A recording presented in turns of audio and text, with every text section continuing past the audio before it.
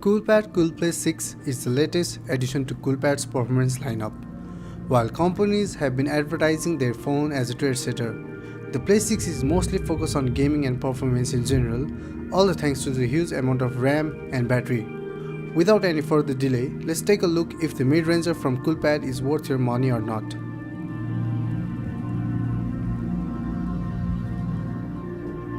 Let's talk about the most important aspect of this phone, the performance.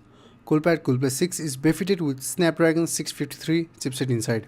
The octa-core CPU is paired with Adreno 510 GPU and 6GB of amber RAM. The phone does good enough in terms of performance. Opening the app is quick, and thanks to the huge 6GB of RAM, the phone is through multitasking. As for the gaming, we had no problems while running mid-range games. However, while running heavy games for more than 10 minutes, the phone started to heat, mostly on the upper right side. Though it's not unbearable, games like Asphalt ran pretty well with little to no lags, and despite the heat, we felt the phone did quite well in terms of gaming. The company had been marketing the phone to be a performance beast, and as far as it's concerned, it does good in terms of performance overall. And to be honest, the Snapdragon 653 chipset is the crown jewel of the smartphone. And for the optics, like its elder brother, the Coolplay 6 also comes with a dual camera setup at the rear. The 13 megapixel rear sensor follows the monochrome plus RGB camera setup on the back. It also uses the secondary camera for depth perceptions and measurements for producing bokehs. The camera of the phone did perform good in well-lit conditions but lagged while we saw it in low light condition. Under good lighting, the images were sharp and quite detailed, though the shadow were missing some details. Under similar conditions, the low exposure also fared pretty well. There's really nothing to make a fuss about the phone's camera here, at least in well-lit surroundings. However, under low lighting conditions, the phone performed a little bit below our expectations. The images were fairly lustered with noise and grains. However, that might be the case because we at Enepsters are overly dependent on flagship phones. Aside from that, we really can't complain here. The focus was normal and performed well while capturing quick moments. The bokeh mode, also known as SLR mode, looked more like a software trick rather than the hardware. While it's totally not bad, the bokehs produced by the phone were far from perfect. The blurs look quite unnatural sometimes, but it's certainly a thing that we shouldn't dwell on too much. Given how the phone handled the portrait shots most of the time, the bokeh mode is quite decent to our liking and does a good job most of the time. For videos, the phone's rear camera is capable of recording 4K videos at 30 frames.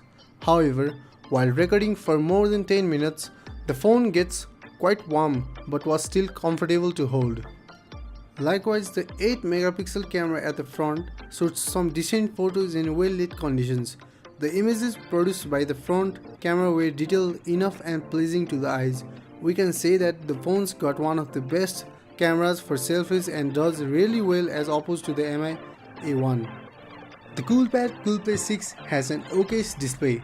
Despite not coming with those eye-candy 18:9 ratio screen, the 5.5-inch 1080p display of the phone does a good job of offering balanced colors. We felt like the display is toned towards the warmer side. The contrast is okay, though the outdoor visibility is not that good and the black levels is not up to par with mid-rangers like J7 Pro. Despite this, the display of the phone offers as promised and is okay for content consumptions. In terms of design, the phone resembles mostly to the company's own Coolpad Cool One phone. Though, to remind you, the Cool One had probably one of the most fragile build. The Coolplay 6, just like its brother, is also made of metal. However, in terms of sturdiness and build quality, we felt like the company has done a praiseworthy work. The phone feels fairly well built in the hand and also handles occasional drops quite good as well. In terms of usability, the phone has got a wide form factor, so it won't be an easy task to use the phone in one hand, especially for the people with small hand trying to reach the top half of the screen. The fingerprint scanner placed at the rear, though, is easily reachable and quick to the response. And talking about the fingerprint scanner, the phone is a fingerprint magnet. We had to constantly wipe the fingerprints in order to preserve its novelty. As for the buttons, it's clicky and responsive to the press. The 5.5-inch phone isn't heavy to the hands or ridiculously thick, so it easily fits inside your pocket. All in all, we don't have any complaints regarding the phone's build quality. The Coolpad Coolplay 6 comes with the Journey UI, which is an upgrade to last year's Cool UI.